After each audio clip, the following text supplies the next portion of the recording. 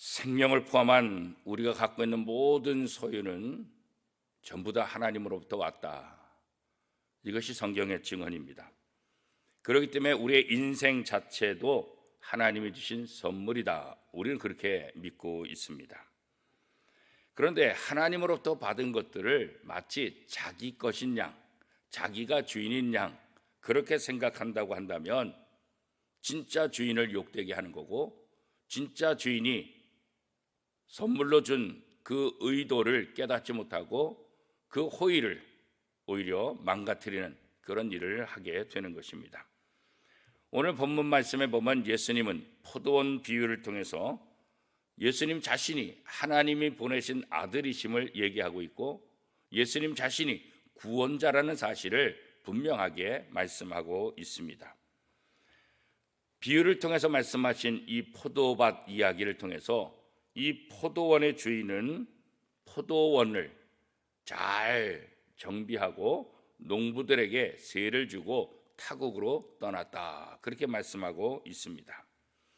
때가 되어서, 수확의 때가 되어서 그 수확의 열매를 주인으로서 요청하기 위해서 일꾼들을 보냈는데 그 일꾼들을 다 때리고 능멸하고 또 죽이는 그런 일들을 하게 되는 거죠.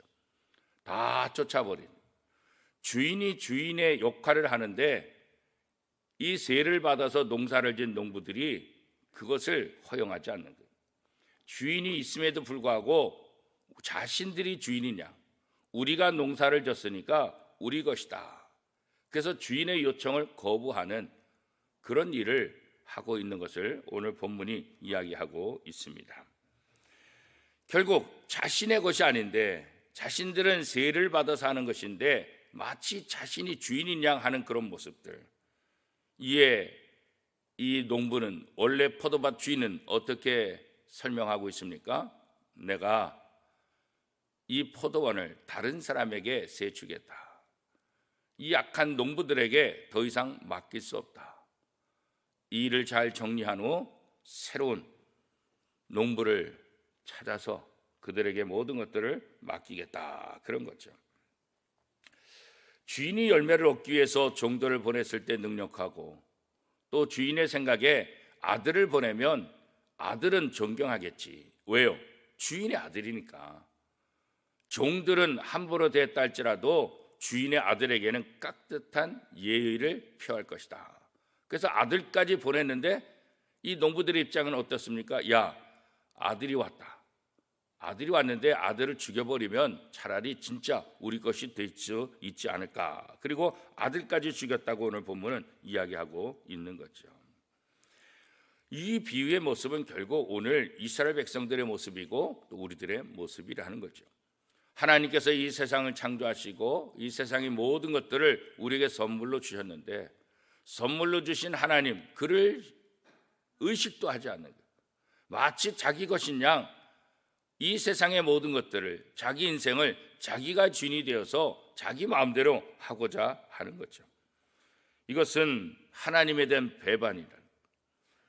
아들을 죽였던 것처럼 자기의 악행들이 드러날까 봐 예수를 배척하고 예수를 믿지 않고 결국 예수를 죽이는 이 이스라엘 백성들의 이야기를 이 비유를 통해서 다시 한번 하고 있는 거예요. 그렇지만 그들이 지은 죄는 결국은 반드시 심판으로 나타날 것이다. 마지막 날에 심판을 받을 것이다. 그 심판에 대한 이야기도 하고 있는 거죠. 세상에 있는 수많은 교회의 주인은 여전히 역시 하나님이십니다. 하나님이 목회자들에게, 하나님이 교회 지도자들에게 맡기신 것이죠. 하나님의 아름다운 나라를 잘 이어나가고 하나님의 나라를 확장시키기 위해서 목회자를 세우고 교회 지도자를 세워서 이 교회를 하나님 보시기에 아름다운 교회로 잘 양육하고 이끌어 가라. 그렇게 맡긴 거죠.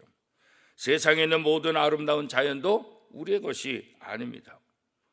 어제 원미산 중턱에 잠깐 올라갔는데 이제 막 진달래꽃이 꽃망울이가 이제 피기 시작하더라고요.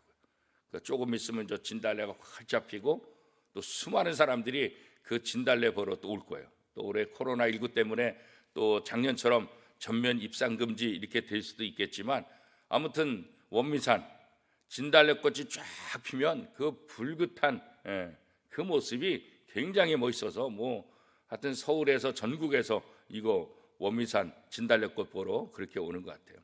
그렇게 아름다운 자연, 아름다운 산, 이 모든 것이 누구 거예요? 다 하나님의 것이에요. 물론 사람을 통해서, 시를 통해서, 나라를 통해서 잘 관리하고 있지만 그 원래 주인은 하나님의 것이다, 이런 거죠. 하나님께서 사람들에게 맡기신 거죠. 그런데 자기 것인 양 낭비하고 자기 것인 양 함부로 사용한다고 한다면 이게 문제가 되는 거죠. 우리는 하나님의 것을 자기 것이라고 주장하고 있지는 않는가? 언제나 이 생각했죠. 우리는 청직이다. 모든 것은 하나님의 것이고 이 땅에 사는 동안 하나님께서 내게 맡기신 것이다. 내 물질도, 내 소유도, 내 자식도, 내가 섬기는 교회도, 내가 하는 모든 일도, 또 내가 누리는 이 세상의 모든 것들도 하나님이 주인이시다. 우리가 이 사실을 안다고 한다면 청지기답게 아름답게 멋진 삶을 살아갈 수 있는데 뭐가 문제입니까? 내 것이다 라고 하는 내 소유욕 때문에 문제가 발생하는 거예요.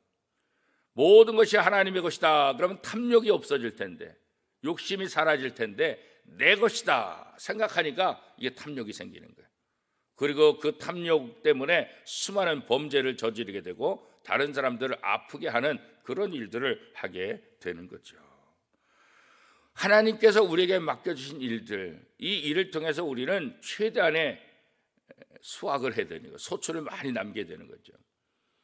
포도원을 세를 준 이 농부들은 열심히 일해서 소출을 많이 얻어야 돼요. 그리고 주인을 기쁘게 해야 되는 거예요. 그게 바로 청지기의 역할 아니겠습니까? 우리가 이 땅에 사는 동안 내 것이 아니니까 난 아무것도 안 해. 하나님이 주인이신데 하나님이 알아서 하시겠지 이렇게 생각해서 안 되죠. 하나님이 주인이시지만 우리에게 맡겨주셨기 때문에 우리는 최선을 다해서 주인을 기쁘게 하는 삶, 그 주인이 더 많은 이익을 얻을 수 있도록, 더 많은 열매를 얻을 수 있도록 우리가 최선을 다하는 것, 이게 바로 온전한 선한 청지기의 모습이죠. 하나님의 것을 내 것이라고 주장하면 결국 이스라엘 백성들처럼 예수님, 하나님의 아들을 죽이는 그런 죄를 범하고 말게 될 것이라는 거죠. 우리가 잘 아는 도스토옙스키의 까라마조가의 형제들이라는 책이 있는데, 여기에 보면 그 유명한 대신문관이라는 게 있어요. 대신문관.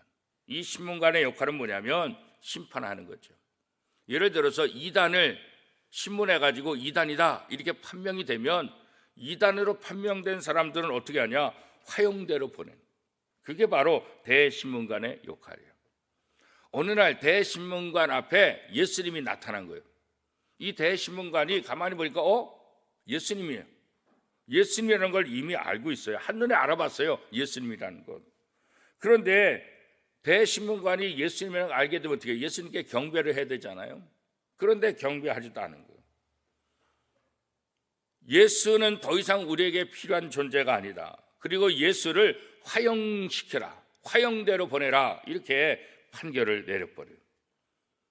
아니 어떻게 예수님인 줄 알면서 예수를 화형대로 넘기는 그런 판결을 할 수 있을까? 도대체 무슨 이유 때문에 이 대신문관은 예수를 화형대로 보냈을까? 그 책에 의하면 예수님이 돌로 떡떡이를 만들려고 하는 시험, 사단이 시험하잖아요, 40일 금식 후에. 그것을 거부했기 때문이다. 지금 모든 사람들은 이 빵을 원한다.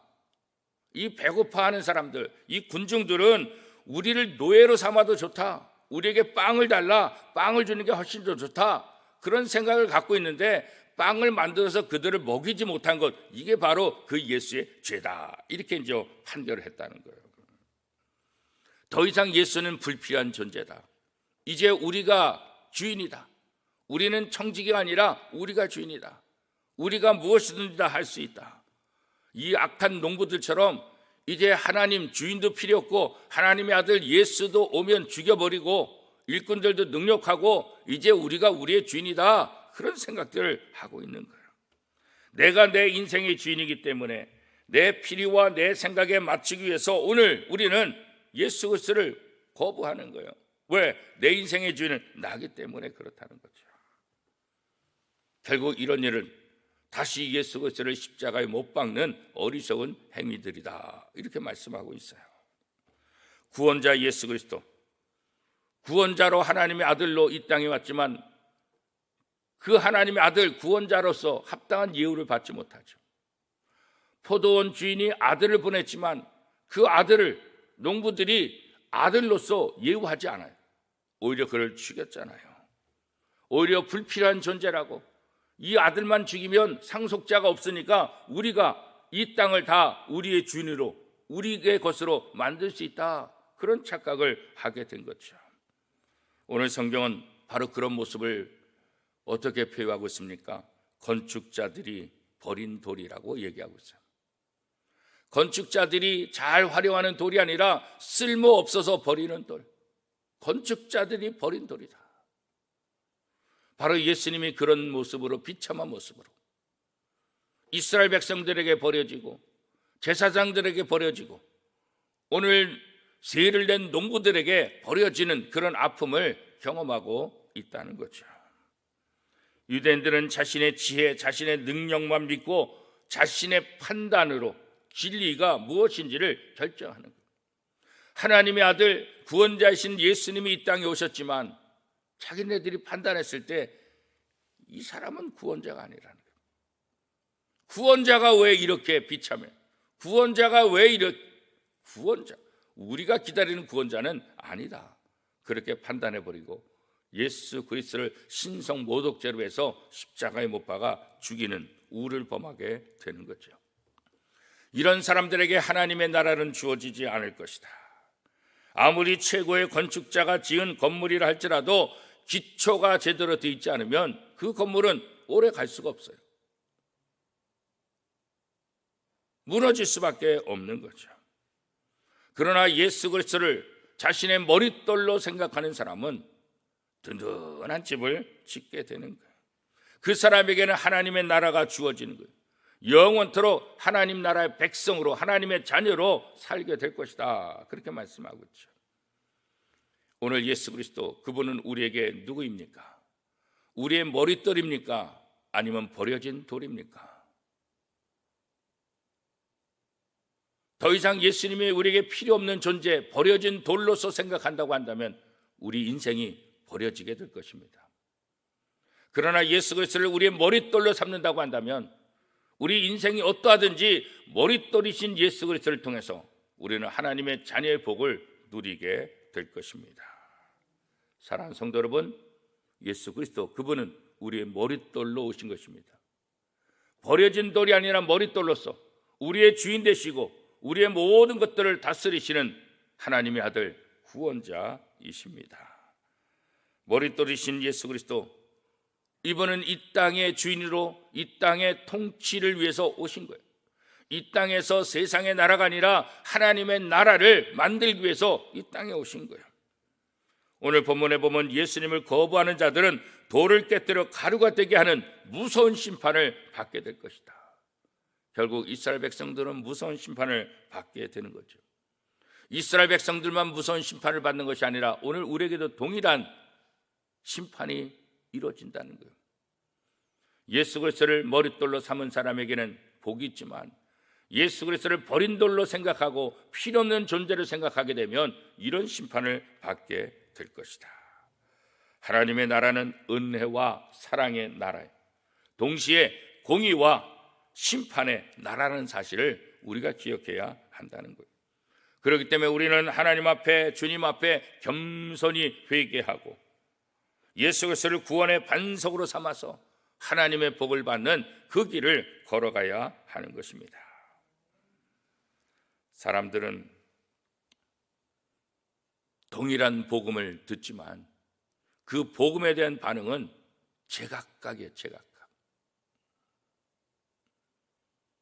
오늘 우리는 복음이신 예수 그리스도를 어떻게 받아들이고 있는가? 우리의 모든 소유가 주님께로부터 왔음을 인정하고 주님이 부르시는 그날까지, 하나님 앞에서는 그날까지 선한 청지기의 역할을 감당하는 것, 그것이 바로 우리가 해야 될 거예요. 착하고 충성된 종아, 우리는 하나님의 일을 대신 맡은 청지기로서 우리에게 주어진 것은 최선을 다하고 충성하는 거야. 예수 그리스도 그분을 우리의 머릿돌로 삼을 때 우리 인생이 달라지고 우리를 통해서 하나님의 능력이 나타나게 되고, 그죠? 머릿돌이신 예수 그리스도 그분을 우리의 삶을 통해서 온 세상에 증거하는 삶, 이것 또한 우리가 해야 될 가장 중요한 일들입니다.